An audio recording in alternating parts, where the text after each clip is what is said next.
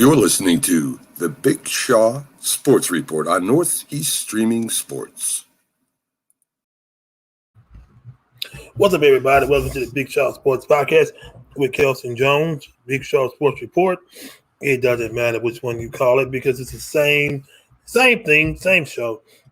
So, football is getting closer and closer and closer.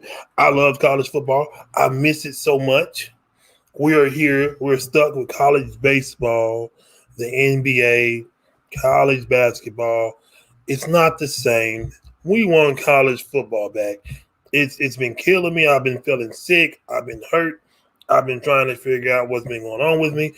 I finally realized that I have been getting depressed because we have no college football. Again, we're stuck with college basketball. That's not the same anymore. We're stuck with the NBA, and they're flopping. We're stuck with college baseball, which is okay, I guess. I'd rather watch softball. So college football needs to hurry up. I know spring football is here. I'm excited. I can't wait until the season officially starts. I know we have a lot of college football heads out here that love college football. College football is life. College football is a religion. It's very important to me and everybody else out there in the world that loves college football. All for the come on at 4:30. But something came up that I can't come on at 4:30. So I'm coming on now. I just done a wrestling show, a top 25 wrestling show of all time. So I know y'all tired of seeing my face, but I'm not tired of seeing y'all face. It's college football. Let's get into some college football preview. We're going to preview the SEC, one of the greatest conferences of all of football. Matter of fact, it's the best conference in college football. And I dare somebody say it's not. It's not the Pac-12. It's not the Big Ten. It's the SEC. But on my next show, I'm going to preview the Pac-12 because I like the Pac-12. I am a big fan of USC. I'm a big fan of Oregon. I love what they got going on in the Pac-12. So with no further ado, we're going to just dive on in it. First, we're going to start off with my team, my boys, the Alabama Crimson Tide, the champions. But here's the thing with Alabama. Now, look, we got key players. We got John Minchie. I can't say his name. I butchered it last time, but you know what I'm talking about. Offensive tackle Evan Neal and cornerback Josh Babe. So Alabama, that's not the problem. Them are the key players. But the biggest question for me, for my Tide, is can Bryce Young pick up where Mac Jones left off? Let me tell you something. Honestly, coming from a diehard fan, I don't think so. I don't think that he will pick off where Mac Jones left off. Because remember, Bryce Young played in some games. I understand he was thrown in. But I don't think the offense will be as explosive as it once was. We don't know how Bryce Young will react under center yet. We don't know that a whole full game. We don't know what Bryce Young can really bring to the table. Now, Alabama, they have players that can step up just in case Bryce Young is not that guy. Alabama has running backs that can step up. Alabama has players. Alabama is loaded. Alabama is loaded. They have players that can step up anytime. So my biggest thing also, again, is what can Bryce Young bring to the table for Alabama? What can he do? Because they play Miami Hurricanes the first game of the season. But I trust Nick Saban. I believe in him. I hope that whatever Bryce Young brings to the table, that is good. So let's just see what can happen with that. So with Bryce Young, let's talk about him right quick. Bryce Young, is he up to the challenge? Is he up to the challenge? Because it will be a challenge. I would like to see what he does. Can he step up to the challenge? Can he get Alabama to the championship again? That's my thing. He will have to handle the pressure of being an Alabama star. Now, I'm not saying he's a star yet. He's going to have to prove to the folks in Tuscaloosa, T-Town, he has to prove to the Tide fans everywhere that he can lead the Tide to a championship. Because in Bama, we don't want a playoff victory. We want to win it all. That is what Alabama football is all about, winning it all. When they don't win it all, it's a problem. Because Alabama is the face of the SEC. It's not LSU, it's Alabama. We know that. The road goes to Alabama when the season starts. But Miami will be the game. It will be the first game. So will Bryce Young be ready for that? Got a big names to replace. Devontae Smith, that's a big name. That's a big name. Can Mr. John take that name and make us forget about Devontae Smith? I don't think so. Now, the man has speed. He really does. He has speed. But who's going to be the next man up? Now, these guys' names I said, the key players, yes, they're not the only key players on that Bama squad. Like I said, they're loaded. But my main concern is this: the quarterback and Bryce Young, the defense, and that secondary. They're still suspect at that. So he's going to have to bring a different style to the Tide's offense. But again, it's big names to replace. Really big names to replace. It's just not Devontae Smith. Alabama is going to have to find a way to get off to a fast start. But if I was Bryce Young, don't force anything this season. You got a good running back there. Hand the ball off. If it's not there, don't force it, because Miami is good. Miami is good. They're loaded also in Miami. So we're not going to overlook Miami. Don't ever overlook Miami. Miami Hurricanes, they're coming to play. And they're bringing it all. So let's just go now to Arkansas. They was 3-7 and 3-7. They keep players: Trolin Smith, Traylon Burks, and linebacker Grant Morgan. Now, those are the key players. Now, the biggest question is, can the Razorbacks average 30 points per game? I think they can. I think Arkansas can. Arkansas can be explosive at times. Arkansas played good games last season. They really did. I'm not going to throw Arkansas under the bus. I'm not going to give Arkansas a terrible grade. I'm not going to give Arkansas anything bad right now, because I believe in Arkansas. I think Arkansas can turn the tide and actually do something this year. But it's up to Arkansas. It's up to the players to buy in. Can they get the job done? Can they get the job done in Arkansas? That's my thing. Now, I'm rooting for Arkansas to turn the tide and get to where they need to get to. But the thing is, Arkansas is going to have to believe in Arkansas. Arkansas is going to have to get the job done. But can they do it? I'm looking at Arkansas. I don't have their schedule with me, but I have faith in Arkansas. But this is my thing. Listen here. Arkansas, 6 teams did so against conference only schedule in 2020. So reaching the 30-point mark is within range for Arkansas. That's what I'm saying. Arkansas has a good offense. They can be explosive when they want to. They got good options at the running game also. That's what I'm trying to say. Arkansas can do it. Arkansas can run with the big boys. It's time for Arkansas to step up and get to what it needs to be. But can they do it? all eyes for me should be on Arkansas. Watch that running game. I'm telling you, watch that Arkansas that Arkansas Razorback running game this year.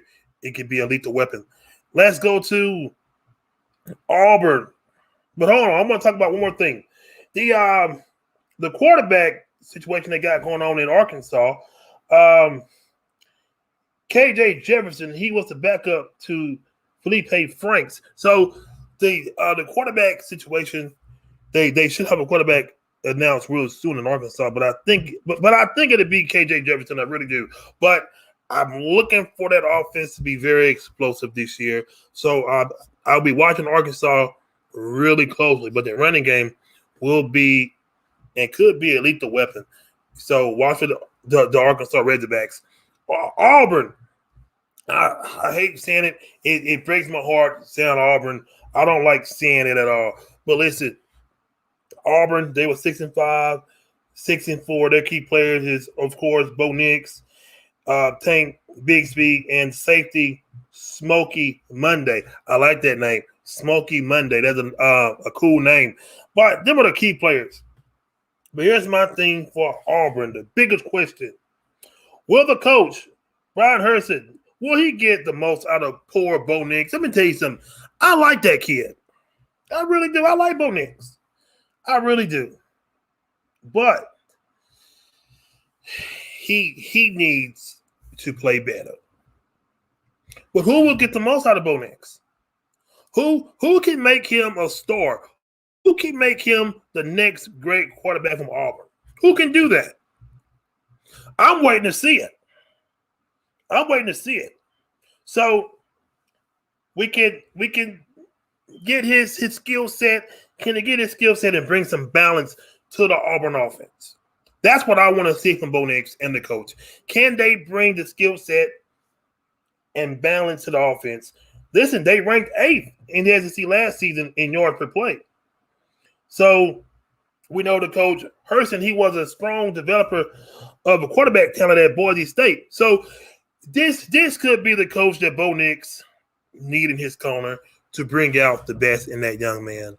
I love to see Bo Nix play very well. I am a fan of Bo Nix. I hate to say it, but I think they got the right coach this time to bring out his talent. He has a very good talent. He has a good arm. So I'm not looking for good things from Auburn. I'm not going to say anything positive about that. They're not going to do anything worth talking about. I'm a Bama man. But I do want to see Bo Nix do good. And Smokey Monday, I would love to see. He's going to do good. He's going to do real well. So let's go to Florida. Florida 8-4, 8-2. The key players, Emory Jones, Vontrell Miller. And the biggest question with Florida is, will the offense look different? I don't think so. I know they're losing that great tight end back there. It'll be a new quarterback and Mr. Jones replacing Mr. Kyle Trask.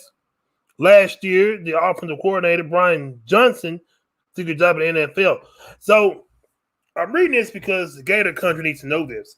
The Gators will need to replace tight end Kyle Pitts and leading receiver Mr. Tony. So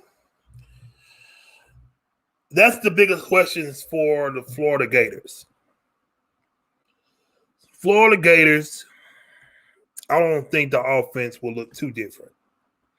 But replacing that tight end and the receiver they got, Mr. Tony, that's why I call him Mr. Tony. I think Florida, and with Emory Jones coming in, I think Florida Gators, they're going to give somebody fits this year. I really do believe that. I like Florida. Matter of fact, I like every team in the SEC. But to me, I've been saying this for a long time. When Florida, when are they going to get to that elite level again? Florida used to be that team nobody wanted to face at one time. So I'm looking for big things out of Florida this year. Emory Jones, I think he's going to play well. I really do. I got my faith in him that he'll play well. like I said, I wish I had the schedules with me, but I don't have it. But I like the Gators. I like what they're doing. So I hope to see Florida, do something this year. So we're gonna see what the Gators are gonna do this year. And Georgia, 8-2, 7-2. They're key players. JT Daniels is coming back. So I'm looking for big things for Georgia. But here's my problem with Georgia. And I'm gonna say it. When are they gonna get over the hump? When are they gonna get back to the elite status again? Now, don't get it wrong. Georgia is a top school. Okay, a lot of people want to play for Georgia, but the thing is Georgia the best team in the SEC? Or are they the best team in the SEC? Some may argue and say no. I give Georgia a second. They're the second best team in the SEC. I can't put them as the best team Alabama is. But Georgia, when are they going to get over the hump? Let me tell you something about Georgia. It's not hard to make the case for them. JT Daniels is back, which is a good thing. I want to see better things from Georgia.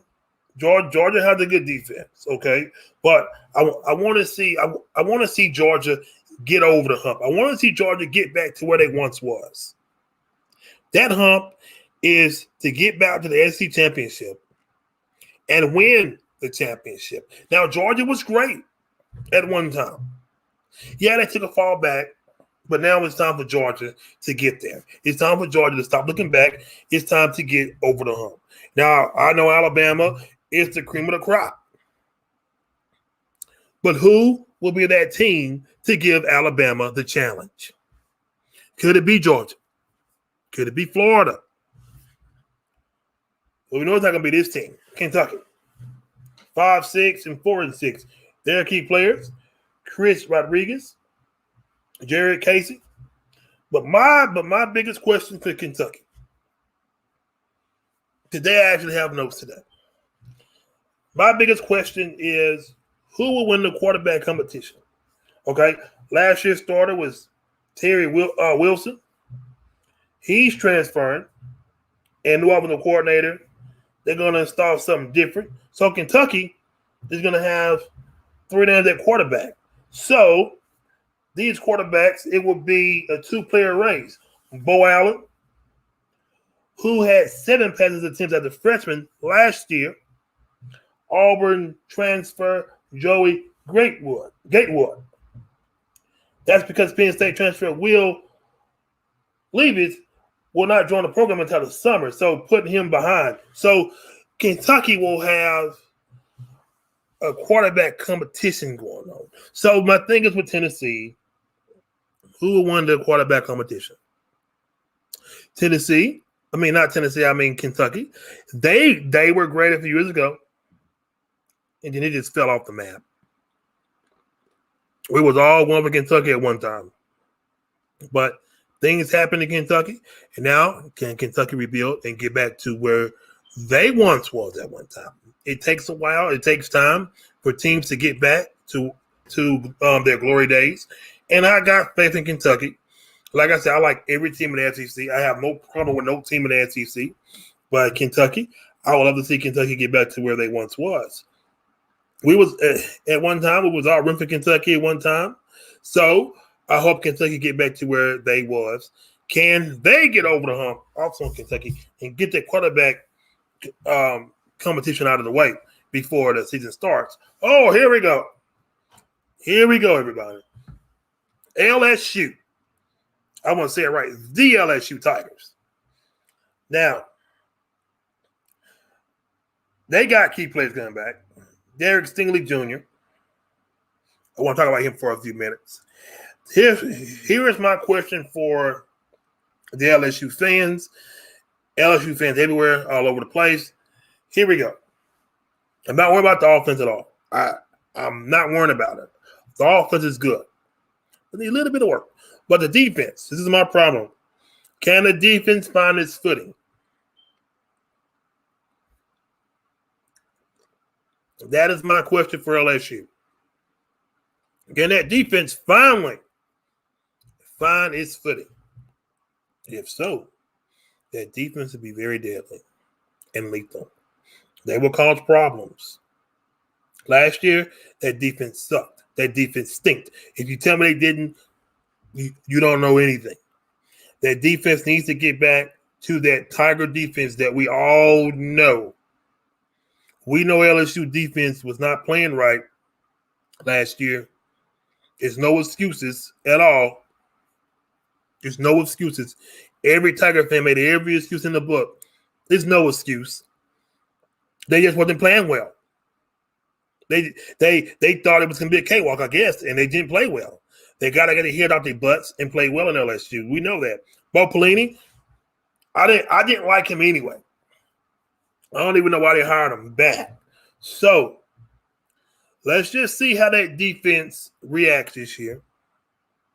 Let's see that defense get to where they used to be. The LSU defense was a very powerful defense at one time. People were scared to play LSU because their defense was coming for you every game, and they didn't let up. So, Derek Stingley Jr., the door is yours. So, what is he going to do this year? We're going to find out. Mississippi State Bulldogs. That defense was a fool last year. I don't have really nothing else to say about Mississippi State, but I will say this. If that defense can play well like they did last year, just think what that defense can do this year. I got my eyes on Mississippi State. That defense played really, really, really good. So, all I'm going to say for Mississippi State, the defense should be better this year than last year. So, get off my Bulldogs. They're coming. They're ready. They're ready to eat. So go Bulldogs. They should make some noise this year. That's all I'm going to say about my Mississippi State Bulldogs. And again, I can't say nothing wrong about them because I have a lot of family in Mississippi. So I got to be extra, extra careful. Missouri. Another place where I know people at, so I got to be careful with the Missouri Tigers. Here's my thing about Missouri. Will it be a running back committee in the backfield? Will they have a 1-2 punch? After running back Larry Roundtree III, he got up for 209 carries last season. Looking for second-year coach to spread the ball around. Tigers backfield in 2021, the leader would be senior Taylor Bailey with 242 yards. So I think they're going to have a 2 running back system in Missouri. It's nothing I can really bad say about Missouri. They played okay too. They didn't play bad. They didn't play terrible. But I'm looking for big things in Missouri also. So Missouri can get back. Now they played good. Now can Missouri get better? Can Missouri get better? If so, how long? So let's just see how Missouri does. Let's see what they do. And they schedule. Does it fare in their favor? We don't know. I don't got it with me. But I'm looking for big things from Missouri. So let's go to Ole Miss. I don't like Ole Miss. I'm not a big fan of Ole Miss, but I like every school in the SEC. With Ole Miss, what are they going to do with that defense? They didn't do absolutely nothing in 2020. What they have to do, they have to make up major ground. They have to make up major ground. Because that offense was very great. It was very good. But that defense was a hot mess. So, focus on that defense on this. Focus on that defense because y'all are going to have to play a whole lot better than what y'all did last year. I was embarrassed for that defense. I was embarrassed with the Ole Miss defense myself. They got to get better, and it starts in the spring. It starts now. Before the season starts, it starts now. It doesn't start tomorrow. It starts now. for Ole Miss. Now, they have enough athleticism. They have that. I'm not worried about that. But it's that defense. They got to force more turnovers. They got to have more turnovers. I mean, they got to force them. They got to force them. Will they do it? Remains to be seen. South Carolina have family here also. 2-8, 2-8. Here's my biggest thing about South Carolina. What would new coach Shane Beamer, will he be a success? Well, South Carolina has not been irrelevant in a while. The recruiting efforts in South Carolina is not as good, but South Carolina has took a back seat. They took a back seat and they're sitting down. South Carolina doesn't want it. You can tell. These guys are going to have to play hard. The coach, it starts now. Just like with Ole Miss, just like with Tennessee. Everything starts now. It doesn't start later on. It starts now. How can you get your team to believe, especially South Carolina? How can you get the South Carolina Gamecocks team to believe? How can you get the fan base to believe in you again? Huh? How can you get them to believe? Win games. Win games. Same for Tennessee. We're going to kill two with one stone. Same with Tennessee. Tennessee is a great school. Tennessee has a great tradition, a rich tradition. You know, the head coach, he walked into a hailstorm in Tennessee. Really did. So the thing is with Tennessee, what are they going to do? What are they going to do in Tennessee? It is a hot mess over there. That fan base is very loyal to the Vols. So Tennessee, they always get off to a fresh start, and they fall back and take the back seat. So come on, Tennessee. Come on, Ole Miss. Come on, Arkansas. Come on, Vanderbilt. Y'all got to win games. Force turnovers. Knock these heads off. Knock the ball out these people's hands, because Ole Miss defense was absolutely horrible last year. So we're going on Texas A&M now.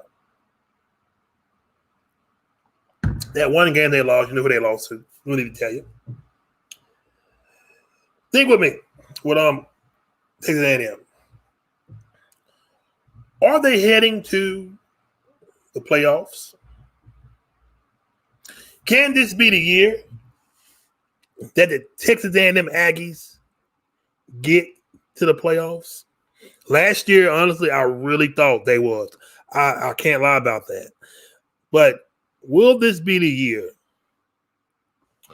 that the Texas A&M Aggies get to their promised land?